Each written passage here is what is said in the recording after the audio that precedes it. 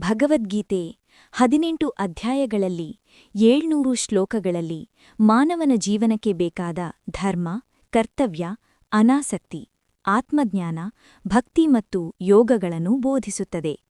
ಕುರುಕ್ಷೇತ್ರ ಯುದ್ಧಭೂಮಿಯಲ್ಲಿ ವಿಷಾದಗ್ರಸ್ತನಾದ ಅರ್ಜುನನಿಗೆ ಶ್ರೀಕೃಷ್ಣ ನೀಡಿದ ಉಪದೇಶ ಇಡೀ ಮಾನವಕುಲಕ್ಕೆ ಮಾರ್ಗದರ್ಶಕ. ಅರ್ಜುನ ಯುದ್ಧದಲ್ಲಿ ತನ್ನ ಬಂಧುಬಳಗ ಗುರುಗಳ ವಿರುದ್ಧ ಹೋರಾಡಬೇಕಾಗಿದೆ. ದುಃಖ, ಗೊಂದಲ, ನೈತಿಕ ತೊಂದರೆಯಲ್ಲಿ ಮುಳುಗುತ್ತಾನೆ.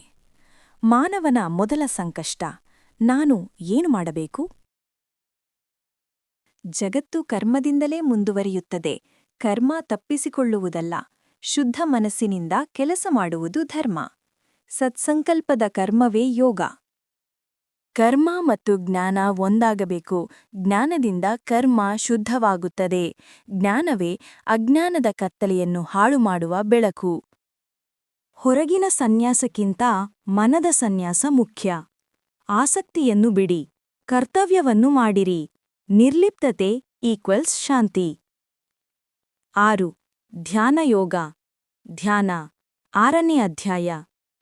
ಮನಸ್ಸನ್ನು ನಿಯಂತ್ರಿಸುವುದು ಯೋಗ. ಧ್ಯಾನದ ಮೂಲಕ ಶಾಂತಿ, ಸಮತೆ. ಯೋಗಿ ಸರ್ವಭೂತಸ್ಥಂ ಆತ್ಮಾನಂ ಪಶ್ಯತಿ. ಮನಸ್ಸಿನ ಮೇಲಿನ ಜಯವೇ ದೊಡ್ಡ ಜಯ. ಸರಳ ಶುದ್ಧ ಭಕ್ತಿಯೇ ಸುಲಭ ಮಾರ್ಗ. ದಯೆ, ಸಹನೆ, ಸಮತೆ ಭಕ್ತನ ಗುಣಗಳು. ಭಕ್ತಿ ಎಂದರೆ ದೇವರೊಂದಿಗೆ ಹೃದಯದ ಬಂಧ. 13ರಿಂದ 15ರವರೆಗೆ ಪ್ರಕೃತಿ, ಕ್ಷೇತ್ರ, ಕ್ಷೇತ್ರಜ್ಞ ಮತ್ತು ಪರಮಾತ್ಮ. 13ನೇ ಅಧ್ಯಾಯ ಕ್ಷೇತ್ರ, ಕ್ಷೇತ್ರಜ್ಞ ಯೋಗ.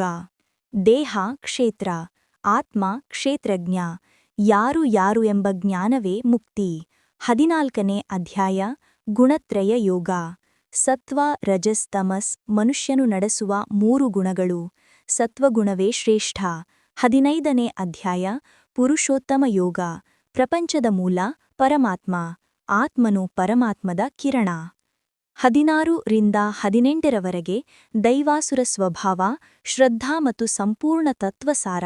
16ನೇ ಅಧ್ಯಾಯ ದೈವಾಸುರ ಯೋಗ. ದೇವಗುಣಗಳು ದಯೆ, ಶಾಂತಿ, ಸತ್ಯ. ಅಸುರಗುಣಗಳು ಅಹಂಕಾರ, ಕ್ರೋಧ, ಲೋಭ. 17 ಶ್ರದ್ಧಾತ್ರಯ. ಮನುಷ್ಯನ ಶ್ರದ್ಧೆ ಅವನ ಗುಣವನ್ನು ತೋರಿಸುತ್ತದೆ. ಸತ್ವ, ರಜಸ್, ತಮಸ್. 18 ಮೋಕ್ಷ ಸನ್ಯಾಸ ಯೋಗ. ಸಾರಾಂಶ. ಭಗವದ್ಗೀತೆಯ ಪೂರ್ಣತತ್ವ.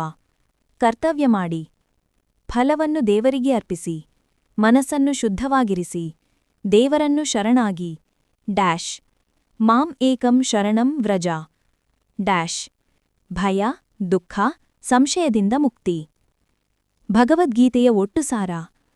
ಕರ್ಮ ಮಾಡಿ, ಫಲಕ್ಕೆ ಆಸೆ ಬಿಡಿ, ಮನಸ್ಸನ್ನು ನಿಯಂತ್ರಿಸಿ, ದೇವರಲ್ಲಿ ಶರಣಾಗು. ಸತ್ಯ, ಧರ್ಮ, ಸಮತಿ ಬೆಳೆಸಿ. ಜ್ಞಾನ ಪ್ಲಸ್ ಕರ್ಮ ಪ್ಲಸ್ ಭಕ್ತಿ ಈಕ್ವಲ್ ಟು ಮುಕ್ತಿ.